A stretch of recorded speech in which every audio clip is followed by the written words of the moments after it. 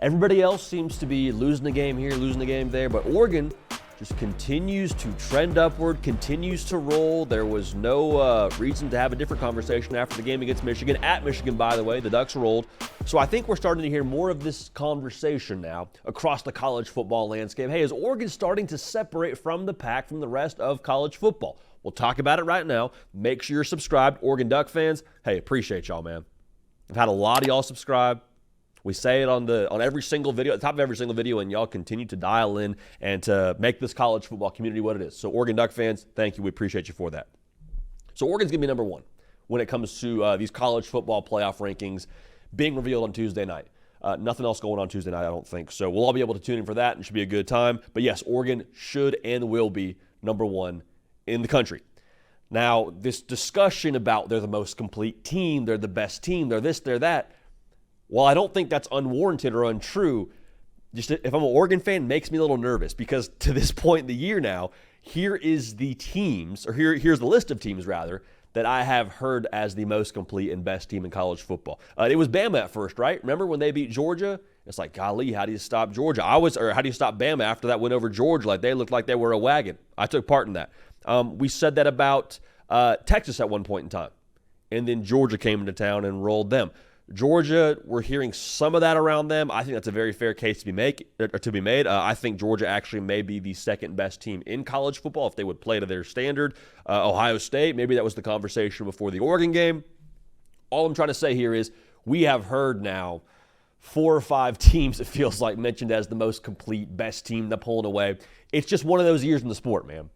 It's just one of those years. And this might kind of be the new normal for us, as far as I can tell, with the way that conference realignment is giving us December-level matchups during the months of September and October, and now we're into November, so life is good. But here's what I think is important to note when you talk about Oregon. All the external noise, people say they don't care about that. People say they don't hear that. I think Oregon and their football just operation overall, like from Dan Lanning all the way into the last man on the roster, I think that's actually their approach. I think they actually do a tremendous job of making that building in Eugene a college football hyperbaric chamber to where they are just dialed in to the nth degree. And we'll talk more about that as we go along here. But the reason why that's so important here, I think that's a massive reason why you're seeing no drop-off from Oregon. I think that's a big reason why you go into the big house and take care of business. Say what you want about Michigan. Every single week in college football, man, like you got to bring it. Especially with the way the portal has moved different talent pieces around. Like, teams are just overall better than they were years ago, depending on which school you're looking at. The point I'm trying to make here is Oregon has avoided letdown in their approach and in their output. And if you can continue to do that, I mean, Oregon's going to be, I think, right there at the end of this thing. I also think it's worth noting here, and this is, I want to speak tentatively to this point here because I haven't been to Eugene, but I do think in some ways with Oregon being out there on the West Coast, out there a little bit in the, I don't want to say the forest, but like they're a little bit further removed from any like major cities. Eugene obviously is, from what I can understand and from what I've been told, a major college town, but like you're not in Austin, Texas.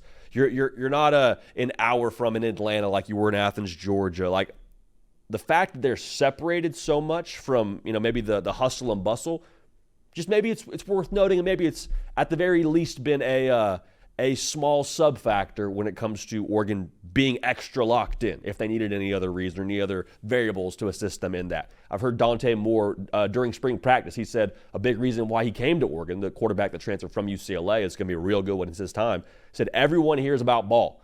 Like this town, like football is what you do here. You come here to play football and eventually get yourself to the NFL. So I think when you look at Oregon, that's got to be something that continues to bode well in their favor, and it's got to be something that I think will ultimately benefit them when it comes time to play some of those more meaningful football games when you're playing for a conference title or you're playing in the college football playoff. So speaking of the path here for Oregon, the rest of the schedule for the Ducks, you don't see any like tier 1 games that would make you nervous. You don't see an Ohio State left because you already played them. You don't see a Georgia or insert whatever power you want to there.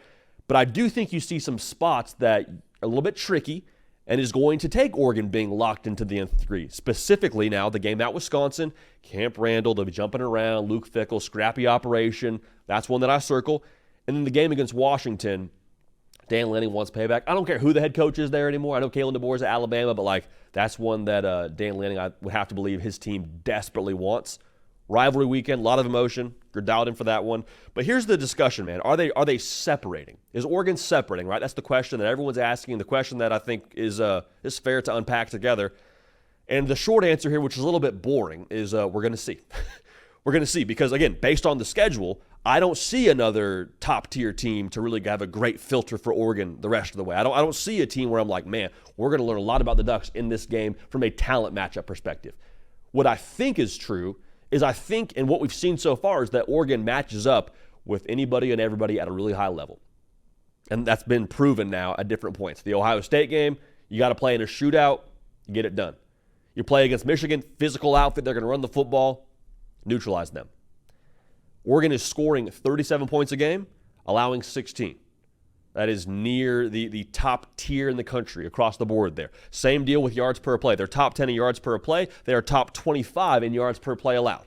Translation, we said this all offseason long. If you want to win a national title, in Oregon's case, we'll start with the Big Ten title. You have to be able to play different styles of fights.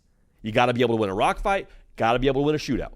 With the personnel Oregon has and what they've taken not just from what they have on their roster, but actually put into practice on the field, what our eyes tell us when we watch Oregon play, they can do that. And they've done that to this point. Now, here's the thing that is the major differentiating factor for Oregon, in addition to what I just mentioned with how they play and their styles of play. I love the fact that this Oregon football team is a roster full of adults.